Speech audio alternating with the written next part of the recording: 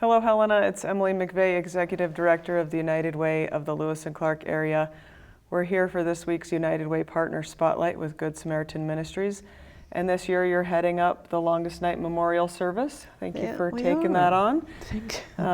We always have a little bit of a team effort in putting that together, but this year you're the lead, so well, it just kind of worked out that I asked, and we just had so many things going on. We started jumping into the list we got from YWCA and what needed to be done. Yeah, so it's a good thing. We've kind of got a good thing going, and we're just going with that for this year. And tell us when it'll be and where it will happen. Just a quick definition: the Longest Night Vigil aims to bring hope, reward, and awareness of the homeless and those that have died on the streets. It's a national event. It is every year on December 21st. So ours is December 21st at Women's Park. And we would like people to join us to show honor to those who have died in these situations, and to be there at 4:15 because it also aligns with the winter solstice. And that starts at 4:30. And really the point is the longest night, and that really making a point that when that night starting about 4:15 and not ending until 5:30 the next day, maybe 6 o'clock the next day. That is a long day. Dark night. I mean, you guys know you spent the night outside. I did. Just a month or so ago to support Ruth's Place. And it's cold, and it's dark, and it's kind of scary. It is scary. And you know, that is such a long time. And just to think about people being outside for that many hours, just kind of making that point of the longest night. And yes, then the days start to get longer, but making that. Well, in addition to it, I mean, you're subject to the weather, and those that are out there, men or women, that's rough. It really is. But, you know, we had sprinkles on and off. It was nothing drastic. But after going that, I can't imagine being in a drastic storm. I think about it every night when I go to bed, and I think, God, I'm so glad I don't have to be outside. And a couple of years ago on the longest night, we ended up being inside because it was 30 below. It was freezing. I mean, it's just unsafe for people to be outdoors on those days. Well, and you know, I learned a lot from that. I learned a lot from the women who came and stayed with us. We had some really incredible women that came down and stayed. We had one woman that was homeless. And it was an honor to have her. I know her from one of our programs, but she just jumped right in and said, "Can I throw my bag next to yours?" And you know, she was so used to it, which in a way was kind of sad, but she thought enough to come down and be part of this. We had another woman who came that was, again, homeless and on the streets and all of those issues in life and other things. And she came down and slept with us, but she also put herself through college at one point too. So there is hope.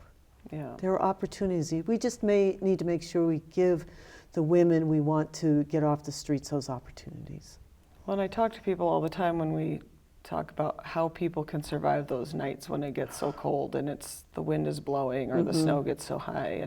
And one thing I tell them is our neighbors, our friends that we work with every day that are unsheltered, they are very creative. Absolutely. And they support each other very well. They will all get together and sleep in the same tent for warmth. They have different systems of candle lighting and ways to keep their tents warm and all kinds of different creative things that they come up with that, I mean, they are not stupid people. They are very creative and smart, and they get through those nights.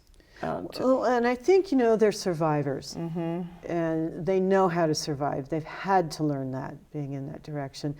I don't even camp.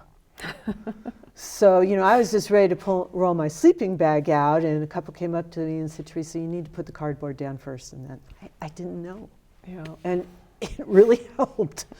It made something, but they know those things, and they do take care of each other. We see that all the time at our place. People are taking care of each other. So. But one of the things we've learned by helping with the Longest Night Memorial Service is not only do people die on the streets from being unsheltered, but people that become sheltered will pass away not very long after becoming sheltered. It's kind of that stress relief, and then their body doesn't react well.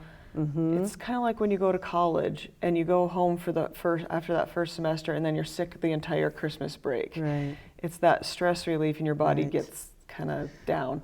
But it's that same effect of when people get housed and then they get really sick. And so we see a lot of our unsheltered people passing away right after being housed. And so we also remember those folks who die from complications of being unhoused for years, because we know that people that are unhoused die 20 years earlier than the average person. They have multiple medical issues that the average person doesn't see, just because it's very stressful and they're susceptible to infection and other diseases. And I totally agree with you. I think the body is in such a state when you're homeless, it's just surviving. And you're right, when they sit down and get out of crisis mode, then all these other issues come up. That's something we really want to talk about on the 21st, that we lose people, and it's not just those that are on the streets, it's those that have left the streets.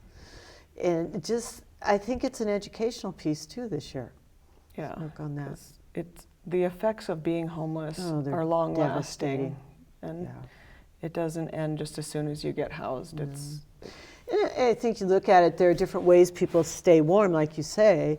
One of them is drug use, because when they're high, they stay warm. So then they finally get to a place where they're trying to get clean, and all these other issues come out because they've been masked by drugs.